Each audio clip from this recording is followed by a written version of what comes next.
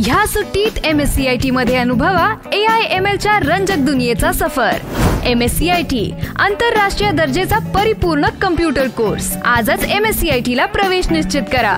MSCIT course powered by AI।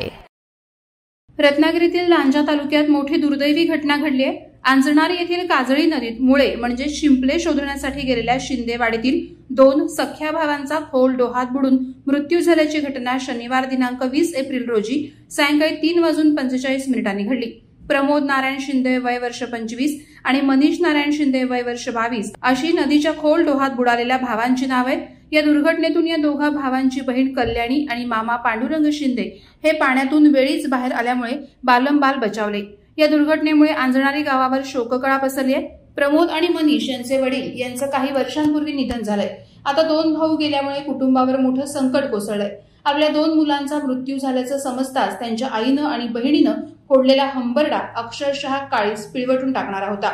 सध्या उन्हाळ्याच्या सुट्ट्या पडल्याने मुंबईवरून या 2 भावांची बहीण गावी आली होती। बहीण आल्याने दोन्ही भाऊ आनंदानं बहिणीला घेऊन नदीवरती मुळे पकडायला गेले होते। काजळी नदीवरील धरणांचं पाणी सोडण्यात आल्याने नदीत या काळात शिंपले मोठ्या प्रमाणात उपलब्ध होतात। त्यामुळे शिंपले काढण्यासाठी दुपारी प्रमोद आणि मनीष, बहीण कल्याणी आणि मामा पांडुरंग शिंदे गेले होते। नादिवली स्मशानभूमी येथे काजळी नदीच्या डोहात शिंपले काढण्यासाठी हे चौघे पाण्यात उतरले। प्रमोद आणि मनीष यांनी पिशवी भरून शिंपले मिळवले होते। त्याचवेळी मनीष खोल डोहात पाण्याचा अंदाज न आल्याने बुडू लागला। ते पाहून प्रमोदने त्याच्याकडे धाव घेतली। यावेळी दोघे भाऊही एकमेकांना सावरण्यासाठी प्रयत्न करू लागले, परंतु खोल पाण्यात ते बुडाले। बहीण आणि मामा यांनी अर्धा तास झाला तरी दोघे बाहेर न आल्याने आरडाओरड केला, मात्र बहिणीसमोरच दोन्ही भावांचा अंत झाला होता।